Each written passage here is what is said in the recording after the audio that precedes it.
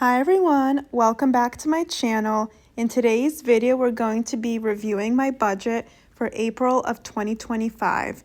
We're gonna go over what I projected to make and what I ended up making, as well as what I plan to spend and how that compares as well. April ended up being a tougher month income-wise, so let's go ahead and see how it all played out. First off, starting with my income section, I have 2 paychecks from my full-time job. And for those, I budget based on the lowest amount of hours worked, which is $17.64. And then if we go over to what I made, those are pretty much right on the money there. $17.64 and 49 cents for the first, and $17.64 and 50 cents for the second. Another line item that I ended up taking out was my per diem job. Usually I work 1 shift per month at least, in which I budget about $200 that I expect to make. And I ended up not working my shift in April, so I was down $200 there, so I ended up taking that out. And next we have cashback redemption, and I also didn't make as much as I was planning to. 600 of those dollars was going to be an account bonus that I was expecting to receive in April, but that did not come through until later. Now in May, it came about a week and a half later than I was anticipating. So the $615 that I planned to receive, I only got $27.99 of that. So as you can see, I was about $800 short on income. Next, we'll go through all of my savings and bills and my personal spend. First, we have savings, and since I knew it'd be a tougher month, I knew I wouldn't be able to contribute anything to savings, so I had left this at 0, which was correct. I didn't end up contributing anything here. And then we have my bills. So most of these are fixed expenses, so they came out exactly as expected. So that would be my mortgage, HOA fee, property tax, and internet, as well as my additional mortgage principal payment. The electricity, I budgeted $90, and thankfully that is starting to go down, and that was $80.12. And a bill that I wasn't necessarily budgeting for was my gas bill. That seems to come very infrequently, not really on a monthly basis, just whenever they come and read the meter, and I just have to be prepared.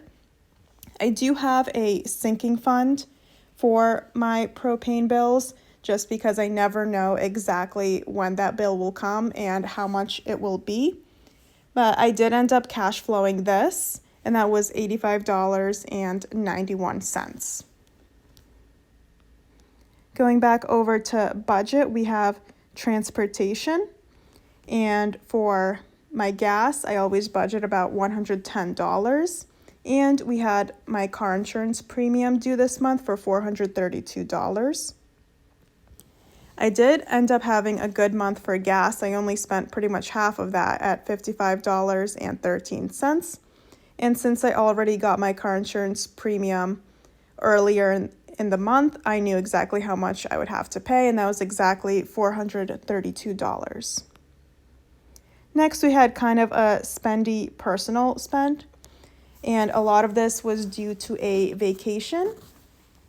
So with personal spend, actually, I budgeted $150, and as you can see, my little green line has not been fully filled, so you know that I did not spend that much. What I ended up finding out was that my passport would be expiring prior to my trip, that is in the late summer months.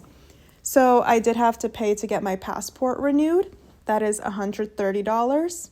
And we ended up booking flights for the trip, and we just got a really good deal on those. So I wanted to hop on that while we still had that deal. So of course I didn't budget for the flights, but we did end up spending. So going over to what I spent in all these categories, personal spend was only $70.30. So I did rein it in at least a little bit in that sense. Passport renewal was $130, and then the flight was $503.04, which is excellent for a round trip to Europe. So as you can see, I definitely ended up spending more this month than I made. Thankfully, I have a large cushion in my checking account where I did not go nearly into the negatives. I do not want to have another month like this where my expenses far outweigh what I'm making in income. I would like to have most months where I'm still able to save and also spend on what I like to spend without feeling like I don't have the income to do so. So looking forward at the other months, it looks like they'll be better income-wise, and I'll be very comfortable in terms of all of my expenses. This just seemed to be like a one-off month. Comment below if you also had a hard April, or let me know if you had a good one. Leave a like and subscribe to the channel if you enjoyed. Thank you so much for watching, and I will see you in the next video. Bye.